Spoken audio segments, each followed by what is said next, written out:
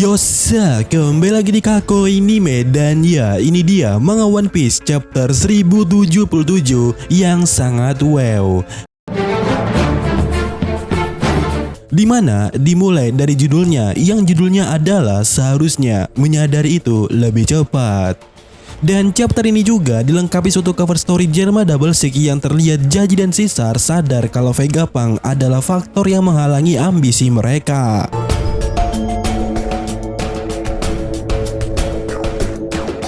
Nah, di awal chapter 1077, Shin menunjukkan kejadian yang berada di Fabrio Pass. Di sana ada Sentomaru yang mengatakan, kalian semua para pekerja pergilah dari pulau ini. Di mana Sentomaru berusaha untuk menyuruh mereka atau pekerja itu ya untuk kabur. Dan tentu saja para pekerja itu bertanya-tanya kenapa dan apa sebenarnya yang terjadi di pulau ini. Dan juga kenapa sampai repot-repot mengeluarkan semua pasifista yang ada. Yang mana di panel berikutnya Sentomaru menjelaskan kalau situasinya sangat gawat. Di mana Sentomaru mengatakan pada zaman dahulu ada suatu pulau yang bernama Ohara. Yang mana asal kalian tahu pulau itu tiba-tiba menghilang daripada peta dalam waktu semalam saja. Karena disebabkannya mereka yaitu penduduk Ohara yang menentang terhadap pemerintah dunia. Nah sekarang para pemerintah itu mulai mengejar kakek tua Vegapunk, orang terpintar di dunia ini. Artinya apa Bang Sentomaru? Artinya adalah mereka semua telah mempertimbangkan dengan matang dan tahu resikonya serta konsekuensinya untuk menghilangkan kakek tua itu. Dimana Sentomaru menegaskan jika itu benar maka pulau ini kapan saja akan mengalami insiden buruk seperti pulau Ohara. Dimana bacotan Sentomaru ini ditutup dengan dia yang mengharapkan Luffy untuk segera cepat dan juga bertanya-tanya apa yang terjadi sebenarnya di lantai atas.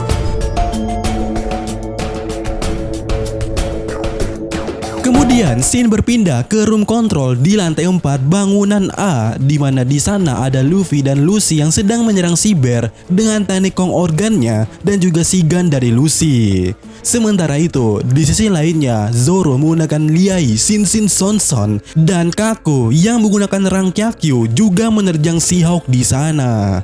Tetapi di panel berikutnya, baik Seahawk ataupun si Bear tidak mengalami kerusakan yang berarti dan kembali bangun dan bersiap kembali untuk bertarung dengan cepat. Dimana melihat itu, Luffy sangat jengkel. Kenapa kalian cepat sekali bangunnya? Sudah cukup. Apakah kalian Kaido semua? Sementara itu, di sisi lainnya, Zoro mulai berkata, "Oi, aku jadi teringat mereka seperti terlihat mirip dengan King orang yang kulawan di Wano pada saat itu." Yang mana Sokka meresponnya dan bertanya-tanya, apakah Kaido punya anak buah Lunaria? Dan Zoro menjawab, kalau dia tidak tahu akan hal itu. Zoro tidak tahu nama aslinya ataupun sukunya berasal dari mana. Tetapi Sokka di panel itu menjelaskan kalau besar kemungkinannya itu adalah Albert, seorang yang dahulunya adalah kelinci percobaan yang kabur dari Pangazat bersama Kaido. Dan asal kalian tahu juga, para Seraphim itu sudah diperkuat dari darah Lunaria. Dan kemudiannya Zoro merespon, benarkah? Kalau benar berarti mereka memanglah Lunaria. Dan untuk kalian semua, perhatikan api di punggungnya.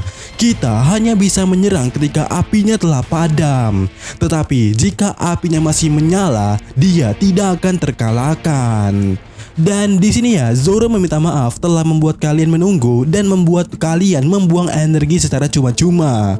Tetapi di sini Lucy meresponnya kalau itu tidak apa-apa. Yang penting kita sudah tahu caranya, cara melawan mereka itu. Ya, di sini ya terlihat Lucy masih bisa mentoleransi keterlambatan Zoro itu. Sampai kemudiannya Zoro mengatakan, ciri khas dari King itu adalah rambut putih, sayap hitam, kulit coklat, dan api di punggungnya. Dimana baik Lucy, Kaku, dan juga Luffy tidak mentoleri Zoro. Dan kemudian mereka bertiga dengan ekspresi yang sangat marah mengatakan kepada Zoro, seharusnya kau lebih cepat menyadarinya dong. Iya, kita bisa melihat di panel yang satu ini. Kemudian di panel berikutnya terlihat Sokka mulai pergi dari ruangan itu. Dan itu membuat Luffy bertanya-tanya, jadi kau mau pergi sekarang kah Helm?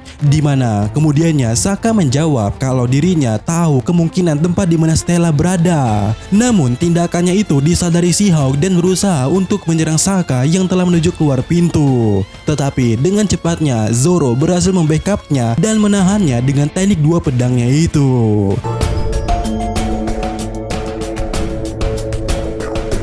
Kemudian scene berpindah dan kali ini ya menuju ke lantai 3 bangunan A yang di sana merupakan rombongannya Nami, Brock dan juga Edison. Terlihat di awal scene kali ini telah terjadi pertempuran yang disebabkan hadirnya She-Hulk di lokasi itu.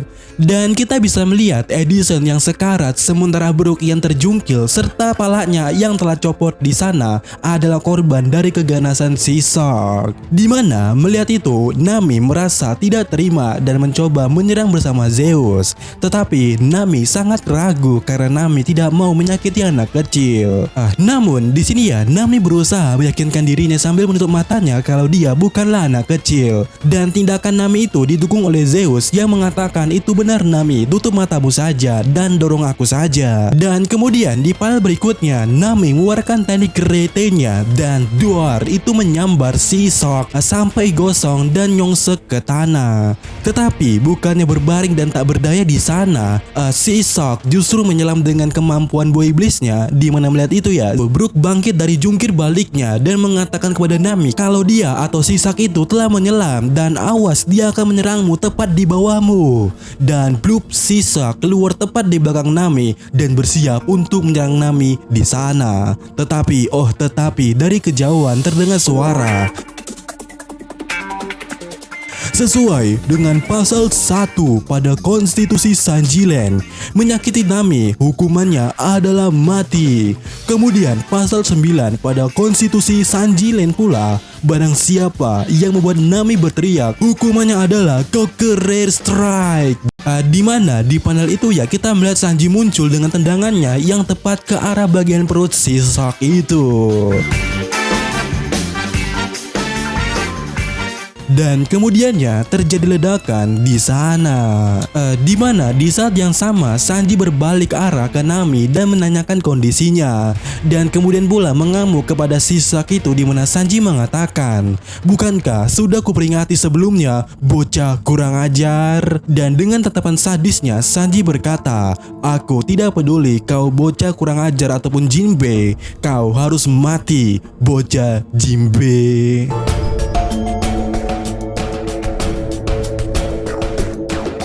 Sementara itu, scene kembali berpindah ke lantai 3 bangunan C, yang di sana merupakan rombongannya Usopp, Franky, Lilith dan yang lainnya. Di mana melihat Yok menjadi batu, Lilith tidak terima dan kemudian melancarkan serangannya dari bubble gunnya itu.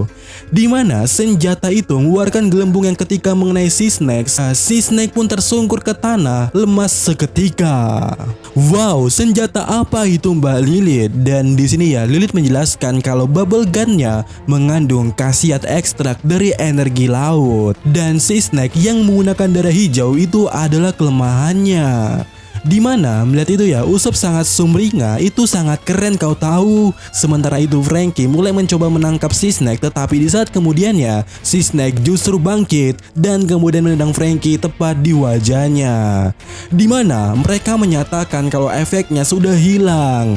Dan di sini ya Lilith menjelaskan kalau itu wajar karena balon tadi hanya menyerempetnya saja. Kemudian di panel berikutnya dengan sangat marah Sea Snake mencoba untuk menyerang Lilith dengan beamnya di sana. Tetapi di saat kemudiannya Franky dari belakang mengambil gelombang atau gelembung yang keluar dari bubble gunnya Lilith dan kemudian menghantamkannya dan menindihkannya kepada Sea Snake tepat di punggungnya. Dimana itu membuat dia lemas seketika. Yang mana ya melihat itu Usopp dan Lilith secara bersamaannya gembira kalau itu tindakan dan juga senjata yang bagus. Tetapi di sini ya Sea Snake memainkan ekspresinya di mana dia berkata sakit kepada Franky. Di mana itu membuat Franky tersipu dan gugup di hadapannya sambil meminta maaf. Dan dengan sekejap Sea Snake lepas dari gelembung itu dan menendang Franky kemudiannya yang mana membuat Franky menjadi batu seketika. Sementara itu Lilith mencoba untuk menyerangnya kembali dengan bubble gunnya. Tetapi Sea Snake kembali memainkan ekspresinya yang kali ini adalah berekspresi lucu. Yang mana itu membuat Usopp dan Lily terpana sampai lengah, dan kemudiannya si Snake membatukan mereka dengan teknik Mero Mero Melo.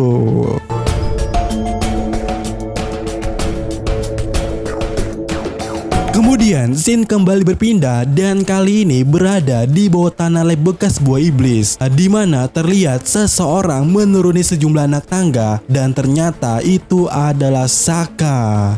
Yang mana kehadiran seseorang itu direspon oleh agen Cyberpol yang mengatakan, "Siapa di sana? Apakah kau pelakunya? Tolong keluarkan kami dari sini." Dan di sini Sokka kaget dan tak menyangka kalau para agen Cyberpol ada di sini.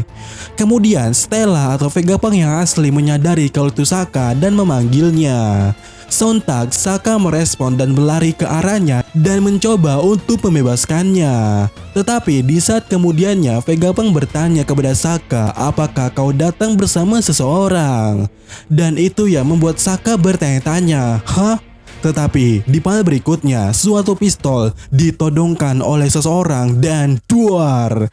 Pistol itu menembak kepala Sokka hingga berdarah. Dan tentu saja melihat itu di depan matanya Vegapunk sangat kaget. Sementara itu para Cyberpol juga kaget melihatnya. Dia telah ditembak. Apa yang terjadi di sini? Dan ya, chapter kali ini ditutup dengan komentar editor yang mengatakan harapan terakhir sudah dihentikan.